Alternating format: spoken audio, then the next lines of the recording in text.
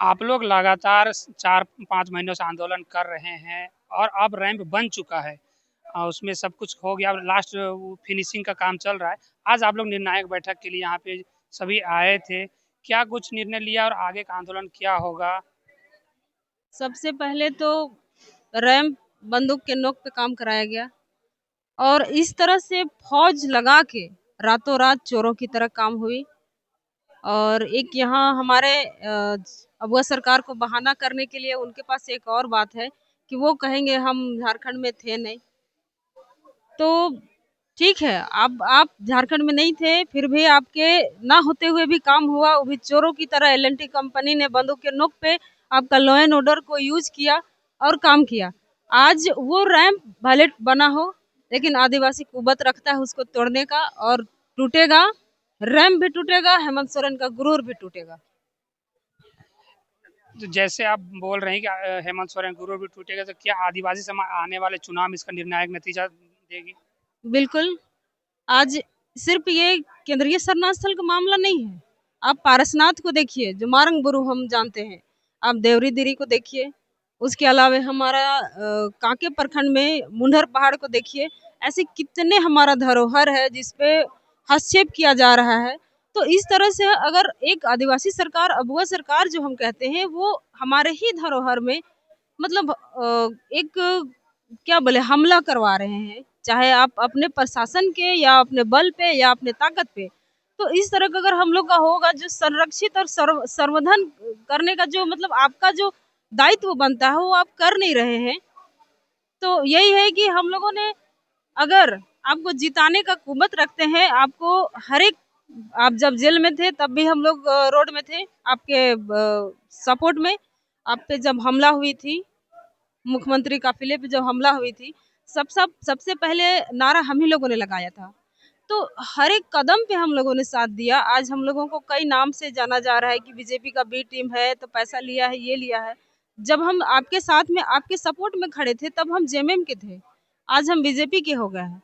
तो ठीक है, आपको जिस नजरिए से देखना है देखिए, मुझे कोई मतलब नहीं है। मुझे रैंप तोड़ना है, मुझे अपना धरोहर बचाना है, और इसके लिए हम लोगों ने झारखंड बंद करने का आह्वान किया है। उसके अलावे अगर तब भी हमारा बात नहीं होता है, नहीं बनता है, तो हम धरना पे बैठेंगे। उसके अलावा भी अगर वैसा लगता है, मतलब हम सरकार का एक बाल बाका भी नहीं हुआ मेरा इतना आंदोलन में, तो हम सीधा रैंप तोड़ देंगे, चाहे इसके लिए कुछ भी करना पड़े। अभी जैसे अगुआ आवास है, सरकार अपने आप को अगुआ आवास अगुआ सरकार बोल रही है, तो क्या अगुआ सरकार में आदिवासियों का अस्तित्व खतरे में है?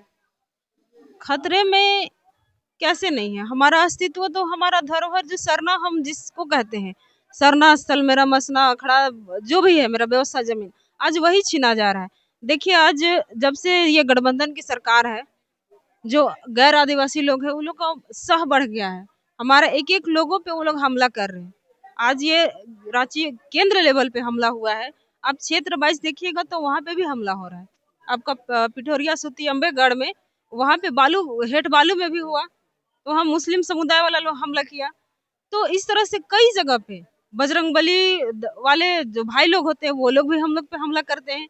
तो ये सह बढ़ गया है, और ये लोग गठबंधन की वजह से, जिसके कारण आज हमारा समुदाय, हमारा आदिवासी खतरे में है। हमारा जल जंगल जमीन, हमारा धरोहर, सारा चीज खतरे में है। तो हम लोगों ने देखा है कि जिस तरह से, इससे मतलब इससे पिछले सरकार जो बीजेपी थी, कम से कम वो हमसे डरती थी। लेकिन आज ऐसा है कि हमारा खुद का सरकार है, हम कितनों चिल्ला रहे हैं रोड पे, उनको कुछ असर नहीं हो रहा है। तो असर नहीं हो रहा है, तो उसके पीछे भी हम लोग असर दिलाने जैसा कुछ ऐसा करने वाले हैं कि दिखेगा उनको। आप लोग इतने लंबे समय से आंदोलन कर रहे हैं, क्या लगता है कहाँ पे चूक हुई कि सरकार आप लोगों की बातों को नहीं मान रही है, और सरकार आप लोग अपनी बातों को पहुंचाने में कहाँ पे चूक होगी आप लोग से? देखिए, यहाँ पे चूक चूक नहीं कहा जा सकता है। यहाँ पे उनका साफ दिखता है मंशा, कि वो दलाल प्रवृत्तियों के साथ में उठना बैठना उनका हमेशा से रहा। जो समाज उनके लिए खड़ा हुआ, आज उनके साथ वो बैठना नहीं चाहे। वार्तालाप के लिए हम लोगों ने कई बार कहा। एक सीएम ऑफिस से हम लोगों को कॉल भी आया, लिस्ट भी मांगा गया कि अब लिस्ट आ गया है, हम कॉल करते हैं, टाइम बता देंगे। लेकिन वो फ़ोन दोबारा नहीं आया। तो इस तरह से हो रहा है, मतलब आप वार्तालाप करना ही नहीं चाहते सीधा-सीधा। अगर आपको किन्हीं एक व्यक्ति से, किन्हीं संगठन वालों से तकलीफ है, तो हम लोगों से मिलिए, युवाओं से मिलिए। हम तो कोई पार्टी पॉलिटिक्स में नहीं है, हाँ। लेकिन इनका साफ मंशा यही है कि जो दलाल प्रवृत्तियों के साथ इनका उठना बैठना है, जिसकी वजह से इतना उनके माइंड वॉश कर दिया जाता है। अब इतने छोटे माइंड वाले हैं हमारे सरकार, वो खुद बोले हैं कि मेरा छोटा दिमाग है। तो इसीलिए हम ये बात बोल रहे हैं कि अगर छोटा दिमाग है, आपको माइंड वॉश कर दिया जाता है, तो क्या आपका दायित्व नहीं बनता है कि ये लोग आखिर क्यों रोड पे लड़ रहा है? हाँ? तो यही चीज़ है, समझने की बात है। आज वो वार्तालाप नहीं करना चाहते या फिर हमारा समस्या का निवारण नहीं करना चाहते हैं, तो हम आपसे उम्मीद भी नहीं करेंगे।